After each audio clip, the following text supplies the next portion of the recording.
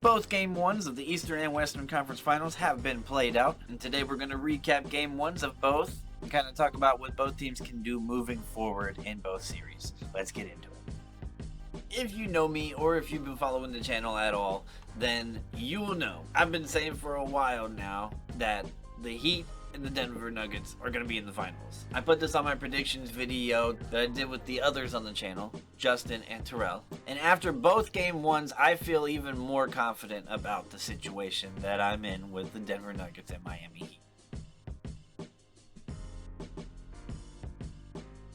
The Lakers started off slow and it looked like that mile-high defense was getting to them early, but they did settle down and they did make adjustments in the second half. They turned the ball over less than the Nuggets, only 7 times, and they shot better from the free throw line. They do lose, but there are some good signs here if you're a Lakers fan. Now, other than the Lakers being up 2-0, that's the only time that the Lakers were ahead in this game. And I'm just going to tell you guys the same thing that I've been saying for a year or two now. Look, Embiid won the MVP, and he deserved to win the MVP. But the best player in the world at this moment in time is Nikola Jokic.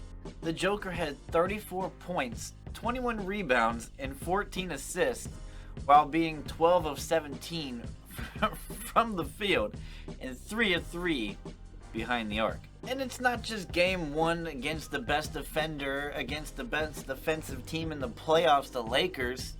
He's been doing this the entire postseason. He did it against Rudy Gobert, who's been a first team all defense like a bazillion years, and he was dominant against Phoenix as well.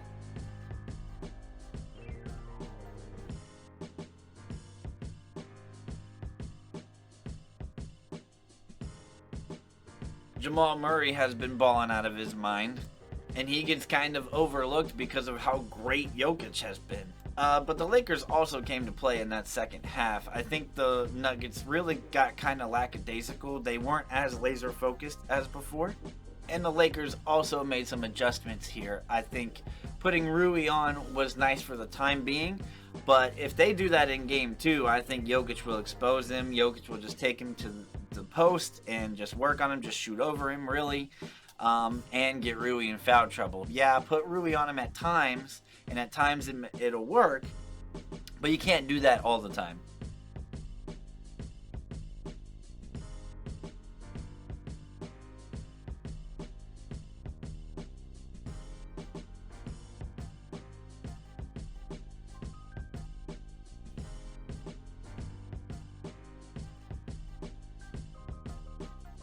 Michael Porter Jr. had 15 points and 10 rebounds. He was big. And I expect Michael Porter Jr. to be big in Denver. It's just if he can show up on the road, this team could really do a lot of damage. KCP had 21 points and he was big, and Bruce Brown was huge with 16 points. As for the Lakers, Anthony Davis had 40 points. Now, he wasn't a one-man show though. Rui had 17 points and basically couldn't miss. He was 8 of 11 from the field. LeBron had 26 points and Austin Reeves had 23 points. He hit 5 threes and he even played more minutes than LeBron did in this game.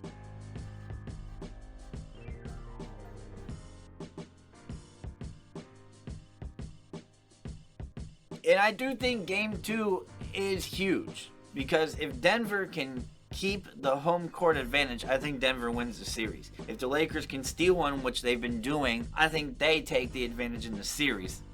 But if Denver can hold it down, we'll win this series.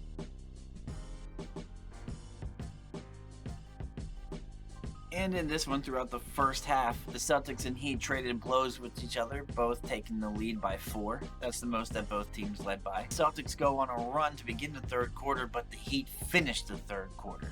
And the Heat overall just shot better in this one.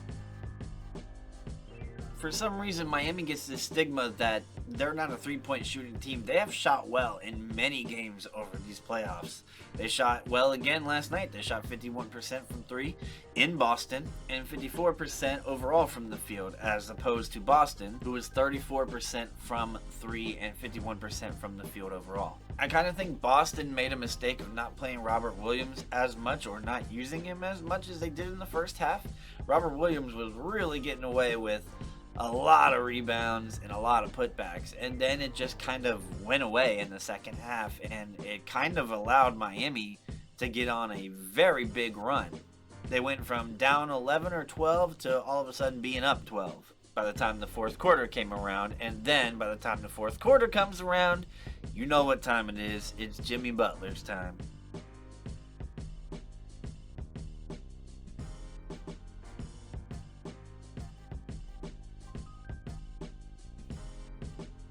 Really, the only thing that confuses me about Miami is why Kevin Love starts but never plays more than like 16 to 18 minutes. He played 16 minutes again last night. I think you should play him for 20 to 25. I mean, if you notice in the playoffs, when Kevin Love is in there and they start doing cross-court passes as soon as he gets the rebound, that starts the offensive flurries. I think that and a combination of Kyle Lowry is really helping the Miami Heat out when it comes to these runs. So yeah, you're getting a greatly coached team that is full of veterans that have won.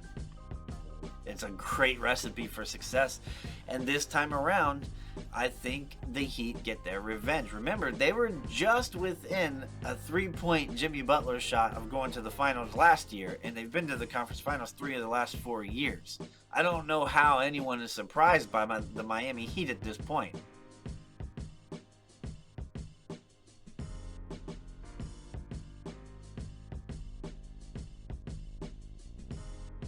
But anyway, back to Boston. Marcus Smart had 10 assists in the first half and then only had 1 in the second half. Going away from Marcus Smart and Robert Williams seemed to be a problem. And it's not like Tatum and Brown didn't play well. They played well. Tatum had 30, was 11-11 from the free throw line, so he got to the free throw line a lot.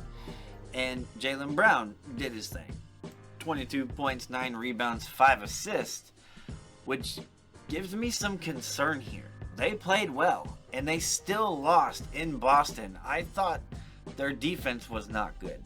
Their transition defense especially. That being said, I do expect Boston to make the right adjustments and go on a run and win game 2, but I don't have a whole lot of confidence that they're going to win this series. I do have a win in game 2, but it's hard to win in Miami. I could see them being down 3-1, the same position that the Knicks found themselves in. But anyways, I cannot wait for game 2 for the Eastern and Western Conference. This is going to be a great series, both of them. We will be reacting to each game of each series. So if you're looking for some new YouTube content that is just the sports, not the drama or anything else, weird debates, then subscribe right here for America's Sports. But that's it for me, guys. Have a great day.